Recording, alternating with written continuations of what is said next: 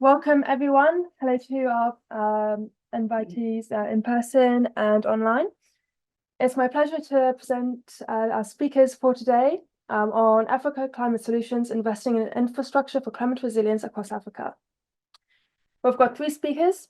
Our first one is Professor Richard Betts, who is an MBA and chair in climate impacts at the University of Exeter and head of climate impacts research at the Met Office Hadley Centre. He has worked in climate science for over 30 years and published around 180 papers on a diverse range of topics. He was the lead author on the 4th, 5th, and 6th assessment reports of the IPCC and technical lead for the UK's 3rd National Climate Change Risk Assessment. He was awarded an MBE for services to understanding climate change in the 2019 Queen's Birthday Honours List.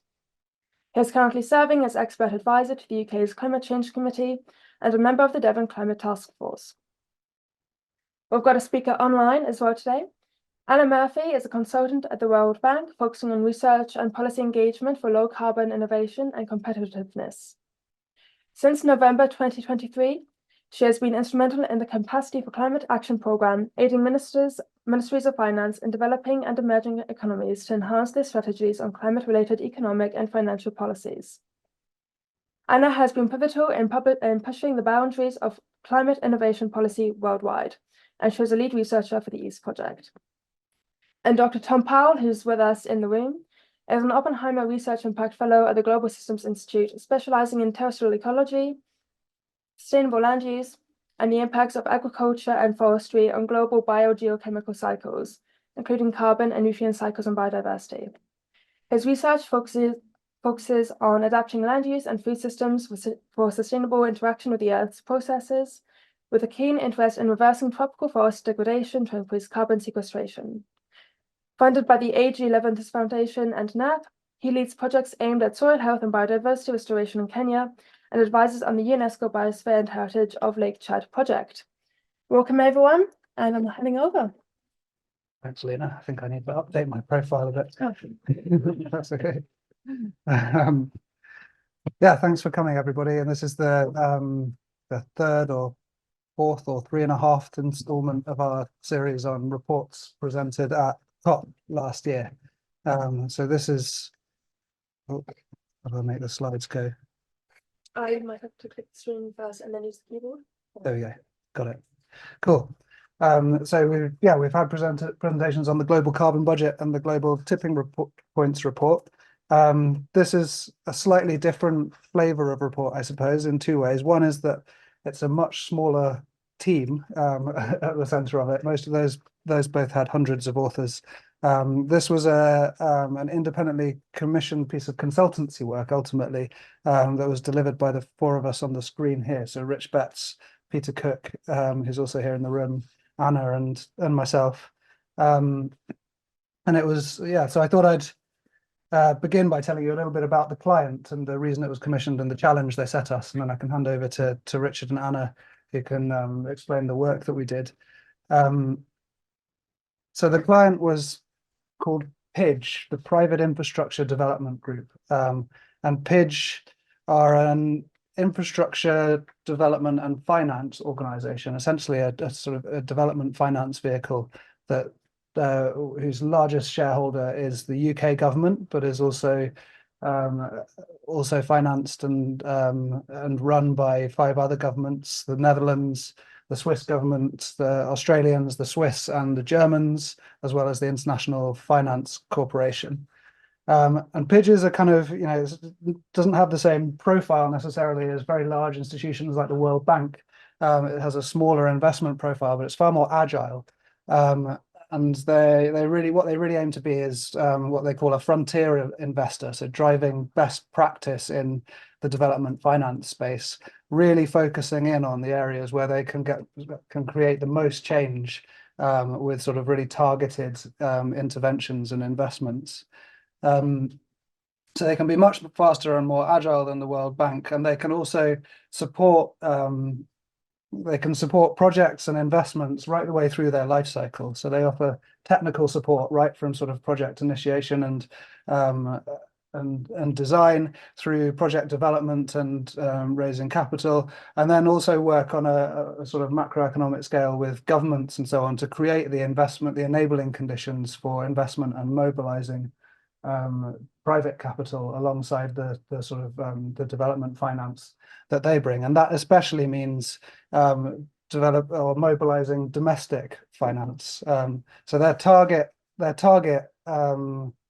countries, regions for investment are the least economically developed countries and conflict affected countries, mostly in Africa and Southeast Asia.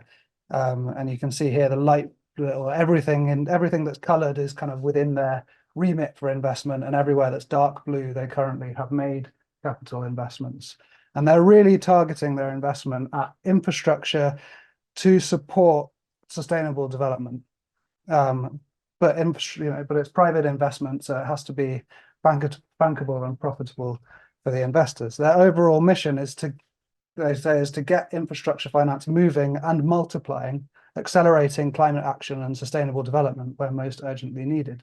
And when they came to kind of what developer collaboration with us, I think we saw a really nice alignment here with the kind of systems thinking that we were doing around the Global Tipping Points report, and this idea that we really want to sort of identify leverage points where we can generate accelerating and self-sustaining impacts by very targeted smaller interventions. So it felt like a really nice fit.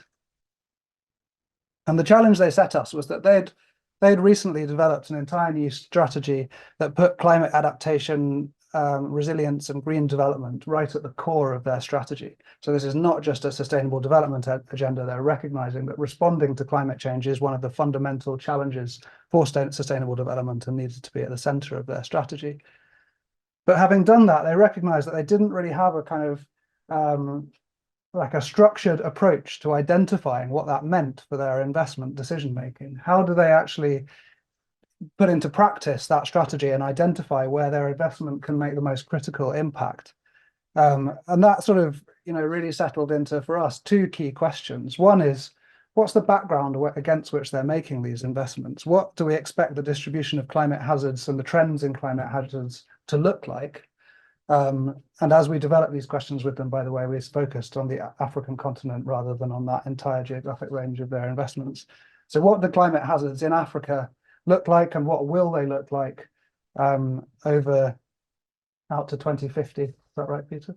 Richard, sorry? Yeah. And what will they look like out to 2050? And once you have that information of where climate hazards will be distributed, how does that affect how you make investment decisions? Where do we most need to target critical infrastructure to support the populations who will be affected by those hazards? And then the second question is that once you have that knowledge, where investment might be the most critical, how can investing in infrastructure improve the resilience to climate change of those local communities experiencing those hazards? What kinds of investments make the most difference? Or how even would you go about setting up a structure to make those decisions and identify out of a pipeline of possible investment projects, which are the ones that are going to have the most impact? And our sort of chief collaborator at PIDG phrased this as, if we were really serious about improving energy access in the Democratic Republic of Congo, what should we be taking into account? What information do we need to know, and how do we decide which kinds of infrastructure to invest in? And having a sort of a formal process for going through, or structure for guiding that investment decision making was really the kind of key reason for delivering this report for them. But delivering the report for the client was also only a part of that aim. And the intention very much from the outset was also to try and shift the conversation of the wider investment development community.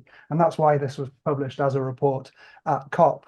In a session where there was, the African Development Bank were present, African governments were present, other development finance initiatives were part of that conversation, because this was really about bringing these ideas to the much wider investment community and asking people to think systemically about how investment can drive real resilience and adaptation to climate hazards. So with that, and answering that first question, Richard led the first part of the work with Peter. So over to you, Richard. Thanks, Tom. So yeah, so I'll be talking about the problem part of the work before handing on to Anna and Tom to talk about the solutions part. So this is about climate hazards in Africa and how these are projected to change. I must say I'll only be able to scratch the surface of what we actually did. I'll give a kind of a continent overview. We did deeper dives in individual regions. It's in a very big report. We haven't got any paper copies of the report in the room, have we? We have a big report. If you want to see the deeper dives, let us know. We'll find it online. But basically, to start with, this is a nice satellite image from the Meteosat satellite showing the weather and ecosystems across Africa. So it's a continent of extremes in terms of weather. So you've got the dry Sahara, you've got the very wet sort of rain in the middle. You can see the clouds bubbling up, all the thunderstorms driving the intertropical convergence zone and the circulation of the atmosphere, and the savanna regions and more deserts in the southern part of the continent.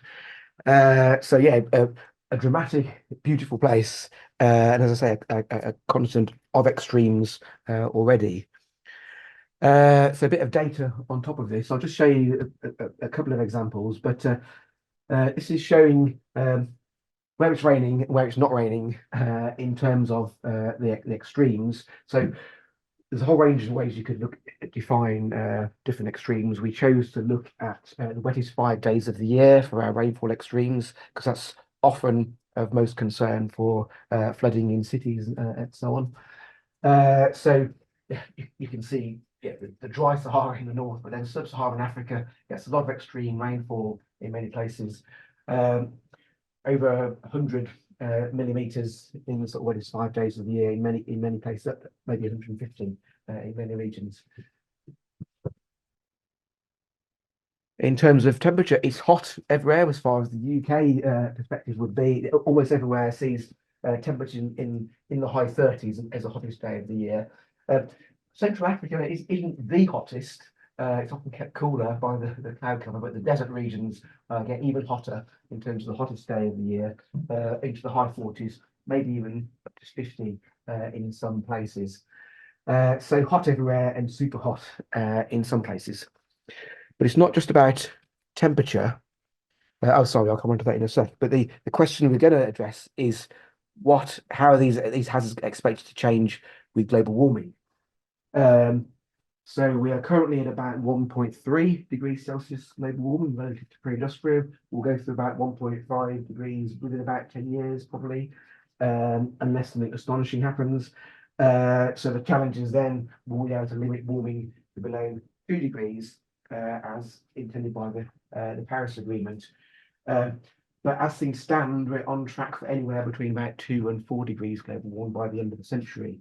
So as Tom said, a lot of our analysis is focused on the middle of the century, around about 2050, although we will show some results of what a 4-degree world might look like, which may be achieved by the end of the century if we don't cut emissions. So that's still avoidable, but in terms of what's not avoidable, around about 2 degrees, between 2 degrees and 1.5 degrees is probably what we need to be assuming that we're having to adapt to, and therefore any infrastructure investment needs to be resilient to. So we're looking at how these hazards change with increasing global warming at these different levels. So yeah, so as I was saying, it's not just about temperature. If you're concerned about human health, it's also about humidity. If we're considering the question, can it be too hot for people?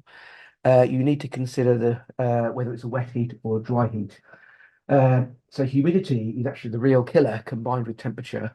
A wet heat is more dangerous than dry heat because you can't cool your body by sweating. And there's various industry standards for heat threats and heat stress risks defined in terms of often a metric called wet bulb globe temperature, or WBGT, which combines actual temperature with a measure of humidity and sometimes solar radiation as well. This is actually from the guidebook used by the US military, which gives different levels of heat stress risk. 28 Celsius wet bulb globe temperature is high heat stress risk. That's where you start to be concerned about heavy exercise. If you get to 32 Celsius wet bulb globe temperature, that's defined as extreme heat stress risk. Physical training and strenuous exercise outdoors is banned because it would just be too dangerous. So that's the kind of level where you start to be really concerned about any kind of outdoor activity. So working, working in farms, construction industry, that kind of thing, all that becomes dangerous, extremely dangerous at those kind of levels. So we looked at those in terms of heat hazards. So this is some analysis that Peter did. This is looking at projections from the latest set of global climate models that we used in the latest IPCC report. So it's a CMIP6 models for those who are interested in the details of that. And we're looking at the multi-model averages in these projections here. And this is showing the number of days per year with extreme heat stress risk. So the wet bulb globe temperature reaching 32 Celsius, which I said is an extreme hazard. At the moment, this happens very, very occasionally. You can just about see on the border of Sudan and South Sudan there, a small number of days per year where this happens. And actually, last week there was an extreme heat wave in South Sudan, which I think it might have subsided now. I haven't quite kept up with the news, but other parts of Africa are currently seeing extreme heat waves.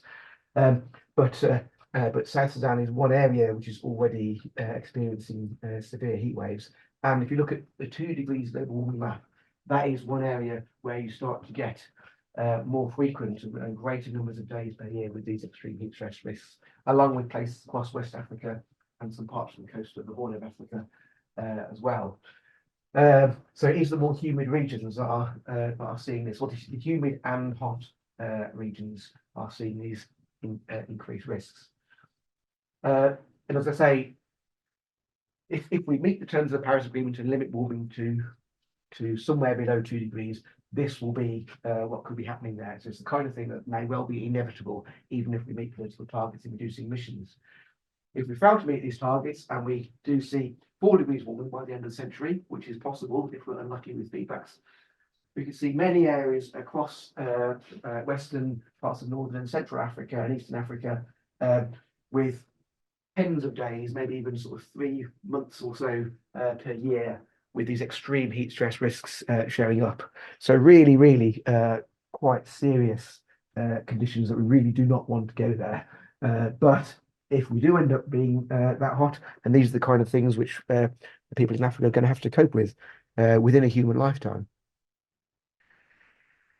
So on to drought.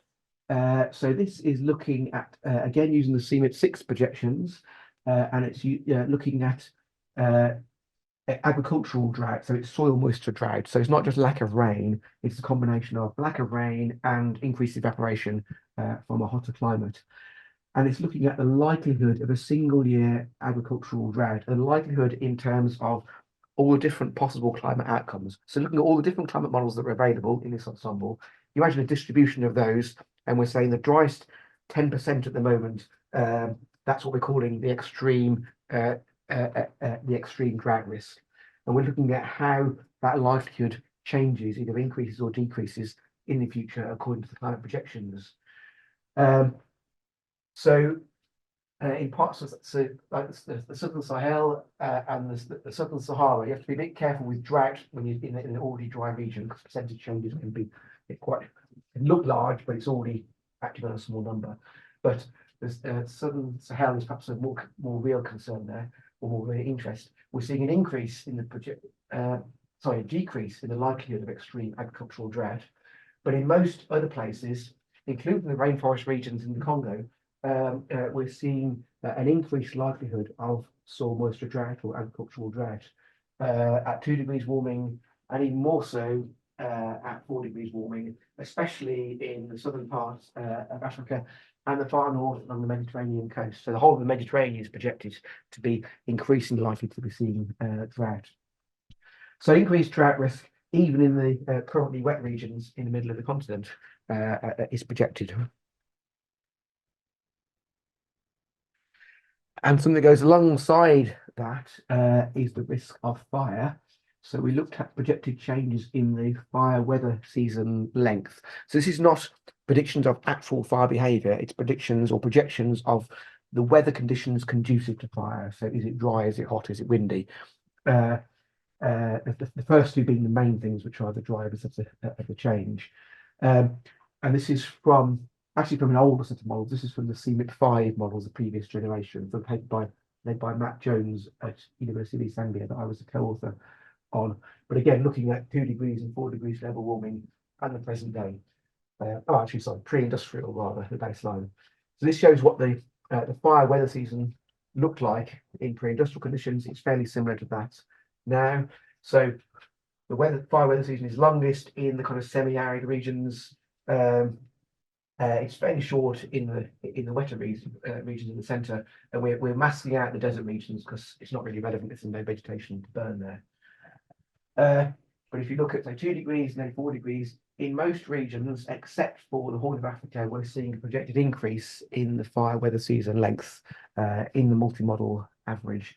Quite a substantial increase in the southern part of Africa.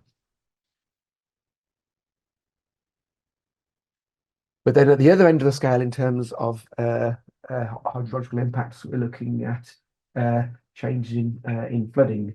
We looked at changes in extreme rainfall, which I showed the baseline earlier. I haven't got the figures on that here, but the changes in extreme rainfall are one of the things that leads to the change in flooding, of course. And what we're showing here, this is a figure from the IPCC report, my chapter in the Working Group 2 report, which looked at the change in the frequency of the flood, which currently happens at a return period of about 1 in 100 years. So where it's blue, it's an increase in the flood frequency. So the 1 in 100 year flood happens more often, like it becomes like once every 75 years, once every 50 years, or perhaps once even 5 years in the darker blue. Where it's orange and red, it's a decrease in flood frequency. So across most of Africa, we're projecting an increase in flood frequency. This is the average of multiple models, and this is actually the most recent set of models, CLIP6 models. But there is quite a large amount of uncertainty. The black dots show where the models, the majority of the models are agreeing on the sign of the change, where there's no black dot that's showing that there's not a majority agreement, even if the average shows an increase. But you can see that clearly the trend is towards an increased frequency of river flooding. This may seem strange in Central Africa when I showed there's an increased risk of drought. You can actually get an increase of risk of both drought and flooding in the same areas for two reasons. One is that the climate models themselves may simply disagree on whether it's getting wetter or drier. The other is you can actually get a new climate state where you can get both more intense rainfall and a more intense drought in between the rains, because a warmer climate holds more water and drives more intense thunderstorms. So when it rains harder, but in between the rains, you get more evaporation because of the warmer climate. So you can get actually both increased drought risk and increased flooding risk in the same location. And this is an important point that we need to make to the clients. And then finally, also relating to flooding, this in terms of coastal flooding here and shoreline retreat. So this is the impact of sea level rise around the coast of Africa, again from the latest IPCC report.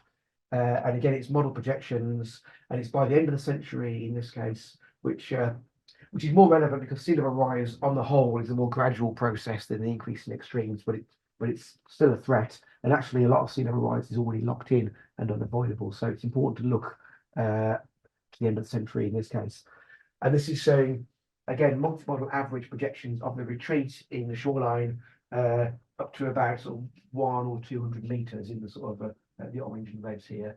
So not surprisingly, almost everywhere is expected to see a retreat of the shoreline because sea level rise is increasing everywhere. It depends on the resilience of the local coastline and so on. This is not accounting for any adaptation, by the way, but you can see that clearly almost all coasts of Africa are at risk of shoreline retreat if we continue on a high emission scenario. So that was it for kind of how the hazards are projected to change. I'll hand over to Anna and Tom now. Thank you. Thanks, Rich. So I think, the sort of the backdrop here that we're talking about then is that Africa faces some of the most profound climate hazards globally, and because of its economic situation, that translates into some of the most profound climate vulnerabilities. We have extreme climate risks in many areas, also against a backdrop of rapid population growth, rapid urbanization, and very vulnerable food systems. And these are exactly, what PIDG's investments are targeted to try and make, make a profound difference to. But the challenge is, how do you really understand how to choose, how to prioritize investment in order to do that? So what did we do? Well, I have to say, what we did and what we would have really liked to do are two slightly different things. This was delivered on a really short timescale, and I have to give huge thanks to Anna, especially for delivering an enormous amount of really detailed work. What we would love to have done is make this a much wider engagement activity, and spent as much time as we could doing expert elicitation with experts on the continent from across many different sectors. We weren't able to do that, but we'd love to do that in another phase of this work. But what we did do was a lot of literature review, both from academic and, crucially, the grey literature from government reports, NGO reports, and so on climate resilience and how it's seen and understood currently. And from that, we kind of adapted and developed, led by Anna, a risk opportunity framework to help structure thinking on climate risks and the opportunities for investment in adaptation. And as part of that, and building from that, we then had two round tables, one in London and one at Africa Climate Week in Nairobi. You can see Anna and I in Nairobi there, in September last year, where we did do a lot of really in-depth conversation that was incredibly valuable with stakeholders from different regions of Africa who are deeply involved in these challenges on a day-to-day basis in their work. And from that, we built this report, which takes kind of high-level overviews of sectors that are key for PIDG's investments. So those are energy, transport, and water infrastructure, which provide critical services to people who are facing climate vulnerabilities. And then drafted a kind of investor criteria, or an initial investor criteria, for using this risk opportunity approach to guide make investment decisions for maximum impact. And that, as I say, always in the background of this risk opportunity framework, even in these kind of focused sectoral analyses, we always have that background of rapid urbanization, vulnerable food security, and we're really interested in the interactions between those sectors and those kind of wider trends as well. And just to sort of really briefly summarize what we found, basically that there was a huge lack of kind of systems thinking approaches in current way that development finance is deployed at the moment, and particularly in the way people are thinking about infrastructure. A lot of finance is invested in developing infrastructure that is supposed to support economic growth and development. And the only resilience thinking that is being applied to that infrastructure development is that particular piece of infrastructure, that road, that energy utility, resilient to the climate hazards that we've been describing? Will it survive a flood or a fire?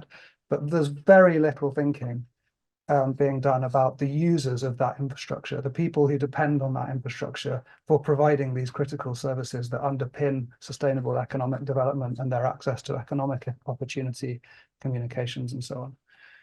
But we identified, I think did a nice job of articulating the enormous opportunity if a systems thinking lens is applied here, and the huge potential to initiate feedbacks that build and strengthen sustainable economic investment when it's done well. And applying this kind of systems thinking lens in a risk opportunity framework can really help to identify good targets for investment, guided by this kind of overarching question: will this investment improve the climate resilience of communities it serves and impacts, by nurturing not just change in that local environment, but change which endures and cascades across communities, sectors, and wider economies? This is my last slide, and then I'll hand over to Anna to talk through some of the detail of what we articulated in the report. But to sort of break down those kinds of investment impact in a systems thinking way, we kind of described four main kinds of impact that good investment can have.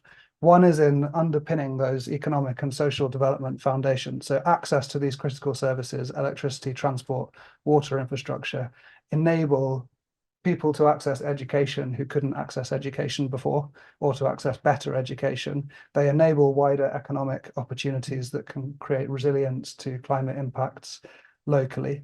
They enable livelihood job creation, better health outcomes, they can enable gender equality in some cases, they can improve any community's capability to adapt and respond to climate challenges.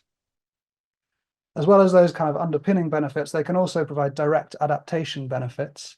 So whether that's solar-powered refrigeration that prevents food loss in drought-affected or heat-stressed areas, whether it's underpinning good cold supply chains for medical infrastructure in response to heat stress, whether it's improving irrigation in areas where rainfall is becoming less predictable, all of these kind of adaptation benefits that good infrastructure can underpin.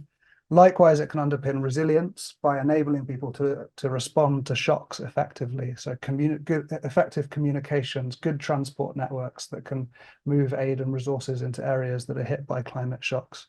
And then there are also macroeconomic resilience benefits. In particular, when you're looking at sort of national trade balance sheets for oil importing economies, moving towards clean power and transport solutions makes a huge difference in terms of your dependence on external price shocks, but also just the balance of having to pay to import oil into your economy and also pay for most of the technology that uses oil makes you incredibly vulnerable to exogenous factors, and becoming independent in your energy generation can massively enhance your national economic resilience. So with that, over to Anna to talk through the really amazing detailed work that you did. Thanks, Tom, and hi, everybody. Thanks, as well to Rich. So I appreciate you probably won't be able to see very much of the actual text on this slide, but I just wanted to show you what the risk opportunity framework actually looked like in practice. It looks like a lot of text, but it's actually very simple in that we thought about each of the criteria that that Tom had gone through, in addition to making sure that the investor was still thinking about the physical resilience of the actual infrastructure assets as well. So as he said, the majority of the debate is very much considering, is this infrastructure resilient, rather than is this infrastructure actually going to nurture the resilience of the people? So I'm just seeing this comment. Okay. We didn't look very much at other regions, but we can come back to them in the discussion. So we created a bunch of questions to prompt the investor to make sure that the physical resilience was still going to be taken into account. And then we developed a set of questions which would help to prompt the investor to think about these key different elements of climate resilience. I think what I will say, building on Tom, is that the actual definition of climate resilience and what it meant in this context had not been particularly clearly defined. So there was actually quite a lot of legwork involved on our side in terms of clarifying what we meant by climate resilience and actually developing those categories. So after then thinking about the categories that we'd outlined, we moved on to make sure that there was a prompting question for mitigating risks. You might be familiar with the term maladaptation, but if you're not, it's basically the risk that someone makes an intervention by, say, constructing a piece of infrastructure, and it actually worsens the situation. So should there then be extreme heat, it puts people in a worse off situation compared to how they would have been without the infrastructure. There have been cases of this, so it's really important that investors are thinking about not doing any harm as well as just improving the situation. And then to really deepen the sort of system thinking, we wanted to make sure that people were thinking about how to maximize the opportunities, because often, again, in the debate, investors were thinking, okay, how can we make this a little bit better? Whereas the reality is that the situation is likely to get so bad that we felt it was really important for people to be thinking in a much more transformative and ambitious way than just creating some kind of net positive. So the actual risk opportunity framework has this set of questions. We created a bunch of strategies and indicators, and then some examples, which I'll go through in more detail in the case study. Can you go to the next slide? Thanks. So one of the companies that we ended up getting really inspired by when we heard about them at Africa Climate Week was called Sun Culture, and we ended up doing an applied example to basically reveal some of the findings that putting a company like this through the risk opportunity analysis would actually reveal about them. so Sunculture does solar-powered irrigation farming solutions in East Africa. They basically help. They deliver packages of solar panels, battery power, and that then plugs into the local water systems, generally drawn from local rivers or rainfall, and that helps smallholder farmers water their crops when in a powered way rather than relying on rainfall. This is really important. I think in Kenya, about 70% of farmers are dependent on rainfall at the moment. So in a context of increasing drought, that's a hugely valuable new technology.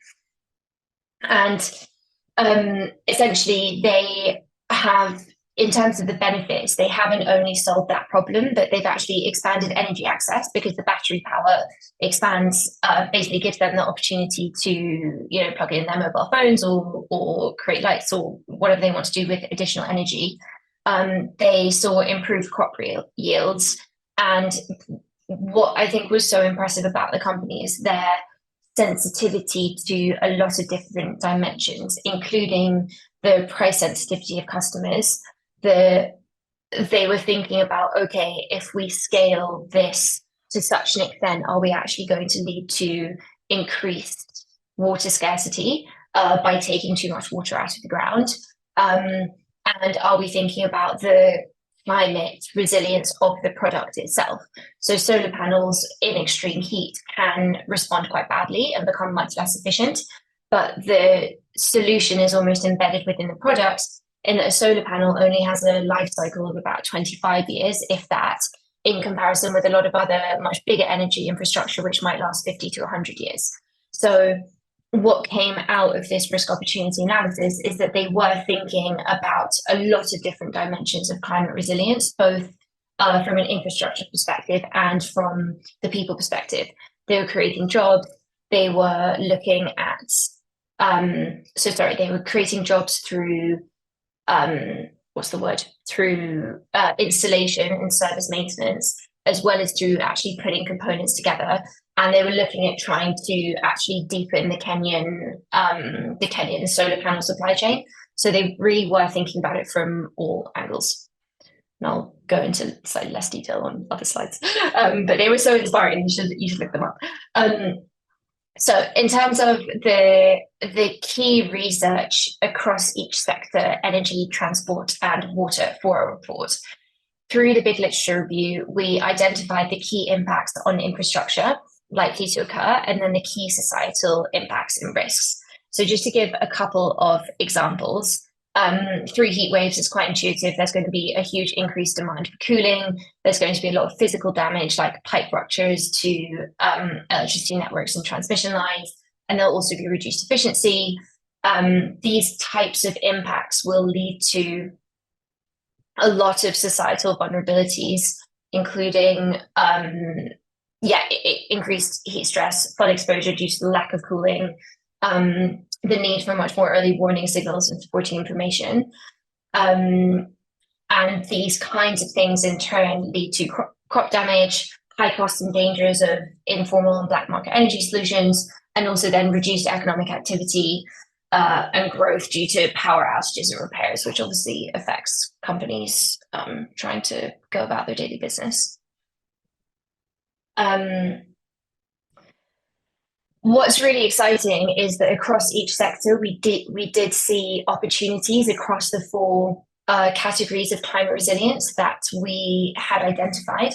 So from an energy perspective, if people gain access to energy for the first time, this can improve their medical conditions. It allows hospitals to function or to function much more smoothly. It allows for medicines to be refrigerated. It creates jobs because suddenly you've got energy increases access to the internet, which then becomes a whole new platform of job creation, and it can really streamline different forms of business. In terms of resilience to shocks, it enables early warning systems like people getting text messages on their phones warning of flooding or other situations. In terms of direct adaptation benefits, it can power air conditioning or it can power other types of cooling to mitigate heat stress.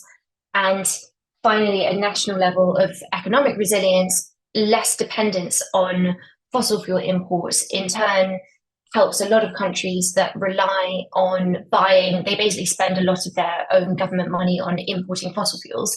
If they decrease dependence on that, then that opens up government revenue for investment in key services like education, healthcare, and general investment in infrastructure and economic growth.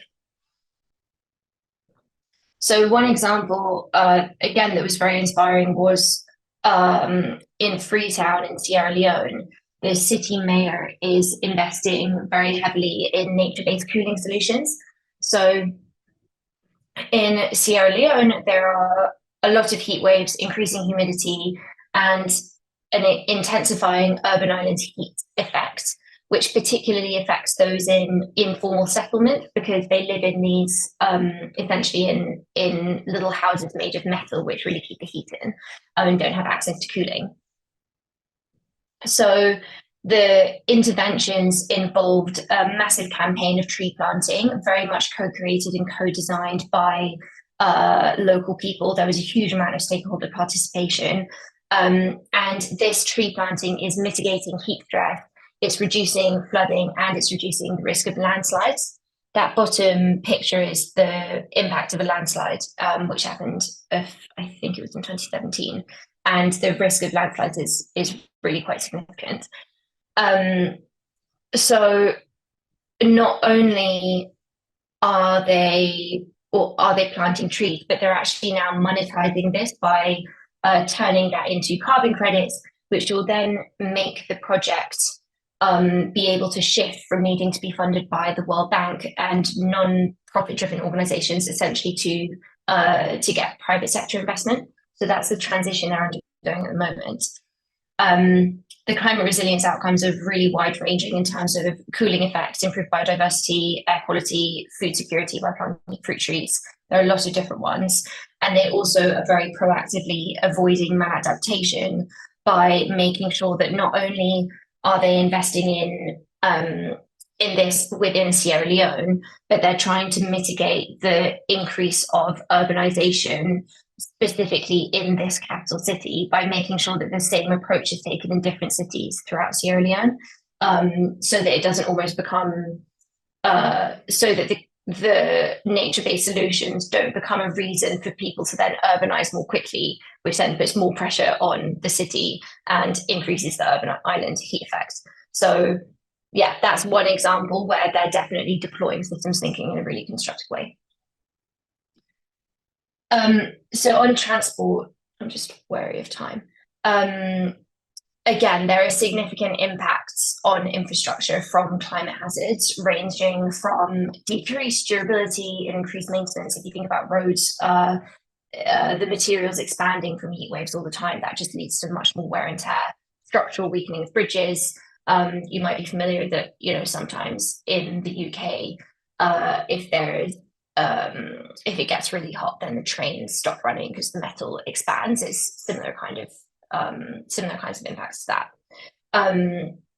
So some of these impacts on the infrastructure again lead to increased societal impacts and risks, like increased hazards. Or we can skip to the next slide. That's fine.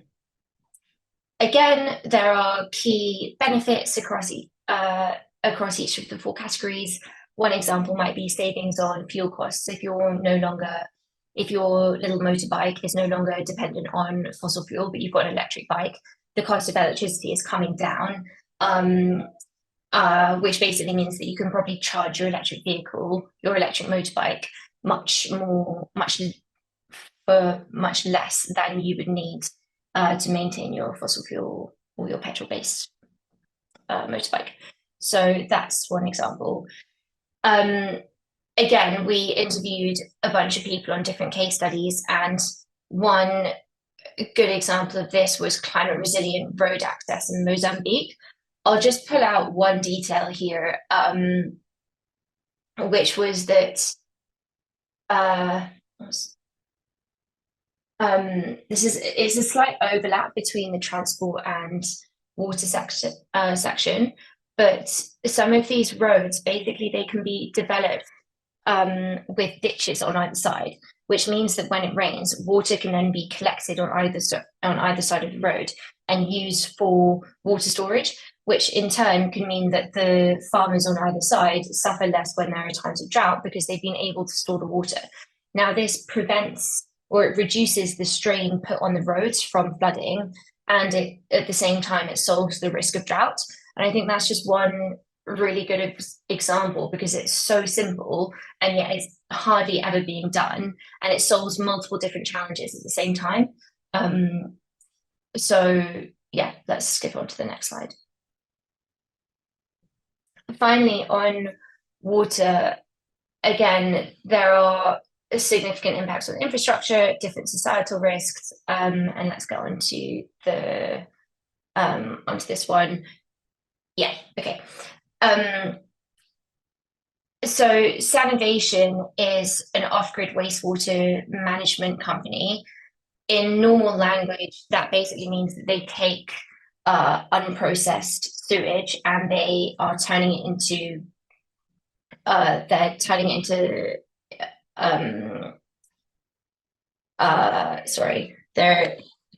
it into these small briquettes, which can then be burned by companies for energy. Now, this is amazing because it's a circular economy solution, and they're tackling a really, really challenging market. So at the moment, it's called fecal sludge management in the sector, which is not a very sexy word, but it is the reality. There's a really real challenge with lack of investable business models. And in Kenya, which is where they've started operating, only 20% of the country is served by wastewater treatment. So everybody else is operating with informal sewage systems, essentially, which creates huge health risks, which compound if there's then flooding because there's a lot of stagnant water around, et cetera, et cetera. So Sanivation is converting the sludge into these briquettes. They can be burned for energy, as I said, which is an amazing circular economy solution to this. Now, there are multiple different climate resilience outcomes. One is the sanitation benefits, in that they are getting sewage far away from people living in formal and informal settlements, which then just reduces health risks associated with that. It's a much more climate resilient technology compared to traditional wastewater management. For example, because traditional wastewater management relies on ponds of untreated sewage. Now, the conventional non-systems thinking approach of a way to deal with this is to elevate those ponds, whereas this just completely eliminates the need for the ponds altogether, which is a much more long-term solution. It also reduces the methane emissions caused by pit latrines, which is a huge problem, and it's converting waste into a solid biomass fuel, which not only is a circular economy solution, but it actually then means that companies are beginning to burn this biomass instead of chop down trees, which in turn means that that land can be used for basically a tea plantation is expanding the land that they are using to plant tea, because they no longer need to set aside a certain amount of land to grow trees to burn. So it has all of these cascading local health and economic benefits, which are, yeah, just really, really impressive. So I think I'll round off there, and I'm happy to open up to discussion. I appreciate that was quite a quick whistle-stop tour. And I think just a couple of final reflections are that it was amazing the difference in information that you could find from the literature compared to just going out there and speaking with people driving forward these solutions. And I think we started off the research thinking that we would actually find a lot more answers in the literature, and we ended up finding a lot more from speaking to people than perhaps we were expecting. So yeah, that's just something to ponder. Thanks.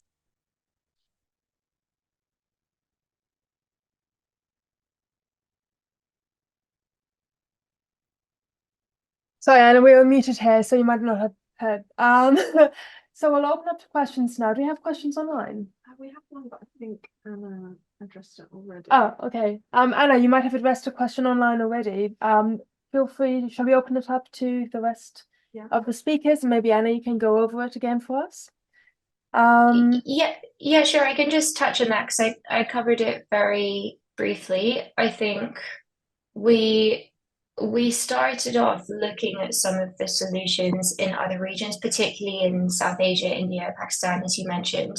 And then we ended up deciding to focus the case studies on the research solely on what was happening in Africa because it felt like it had been so understudied.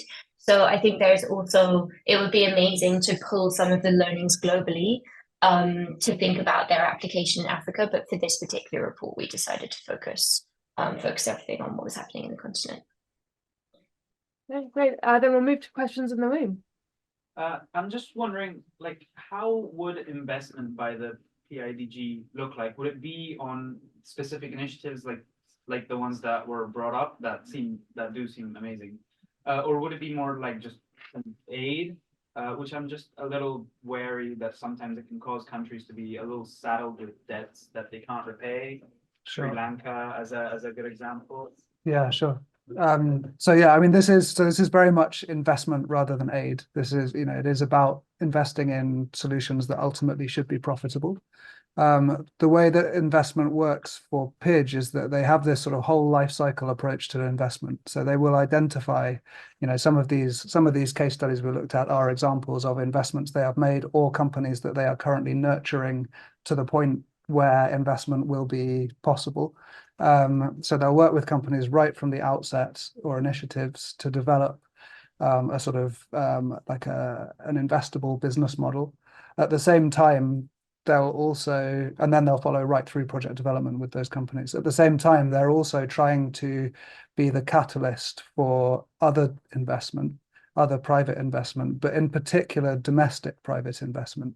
So in many African countries, for example, there is no mechanism currently for domestic capital investment in national infrastructure projects, and they've done a lot of work in places like Nigeria. They have an offshoot called Infra Credit, which specifically provides a mechanism for private Nigerian domestic capital. So that's like Nigerian people's pensions to be invested in infrastructure for Nigerians that benefits Nigerians.